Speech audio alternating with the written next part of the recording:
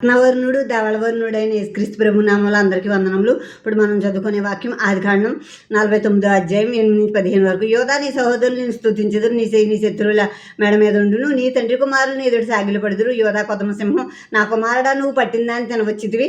సింహం వలె గర్జించు ఆడి సింహం వలెను అతడు కాళ్ళు ముడుచుకుని పండుకును. అతడు లేపువాడెవడు? సిలువ వచ్చే వరకు యోధా యొద్ద నుండి రాజదండం తొలగదు, అతని కాళ్ళ మధ్య నుండి రాజదండం తొలగదు. ప్రజలు అతనికి విధేయులయ్యుందురు.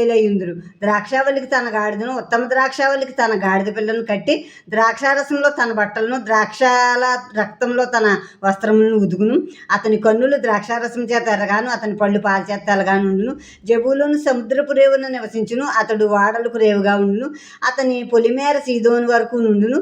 ఇస్సాకారు 2 దొడ్ల మధ్యను పండుకుని ఉన్న బలమైన గార్ధబము. అతడు విశ్రాంతి మంచిదగుటయు ఆ భూమి రమ్యమైనదగుటయు చూసెను గనుక అతడు మోయేటుకు భుజం వంచును, వెట్టి చేయి దాసుడగును. ఇప్పుడు యోధా గురించి ఇక్కడ ప్రవశిస్తున్నాడు కదా. యోధా గోత్రంలోంచి యేసుక్రీస్తు ప్రభు వచ్చారు.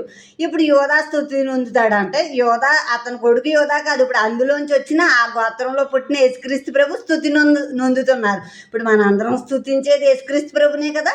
కనుక ఆ యేసుక్రీస్తు ప్రభు రాబోతున్నారని ముందుగా యోధాలోంచి వస్తారని అక్కడ ప్రవచనం చెప్పాడు. ఇప్పుడు శత్రువుల మీద ఆయన చెయ్యి ఉంటుందంట. అంటే శత్రువులు అనసబడతారు ఆయన ముందు, యేసుక్రీస్తు ప్రభు ముందు.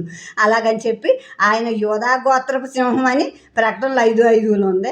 కనుక యోధా గోత్రపు సింహం ఆయన పడుకుని ఉంటే ఆయన లేపగలవాడేవాడు, లేపేవాడు బతకగలడు. అంటే ఆయన శత్రువులుగా అంత భయంకరంగా ఉంటుంది ఆయన జోలికి వస్తాయి అన్నమాట. అలాగే ఆయన వచ్చే వరకు రాజదండం తొలగదు ఇశ్రాయేలులోంచి. ఆయన రాజుగా మళ్ళీ సింహాసనాసీనుడే రాజ్యపాలన చేస్తారు. ఇప్పుడు అలాగే ఇప్పుడు ద్రాక్షావల్లి అన్నట్టే ఆయనే ద్రాక్షారసం నా రక్తం అన్నారు కదా. ఆయన రక్తాన్ని గుర్తిదంతానే ఇప్పుడు ఆయన ఎర్రగా ఉండటం, ఆయన వస్త్రాలు అంటే ఇప్పుడు దుష్ట శిక్షణ చేసినప్పుడు ఎర్రని వాడైపోతాడు. దుష్ట శిక్షణ వల్ల వాళ్ళ రక్తం సింది ఆయన మీద ఎర్రని వాడైపోతాడు. ఆయన దుష్ట రక్షణ చేసినప్పుడు తెల్లని పరిశుద్ధ వస్త్రాలతో సింహాసనాసీనుడై నీతివంతులు రక్షించడానికి దుష్ట రక్షణ చేస్తూ ఉంటారనమాట. దానికి అది గుర్తు అన్నమాట.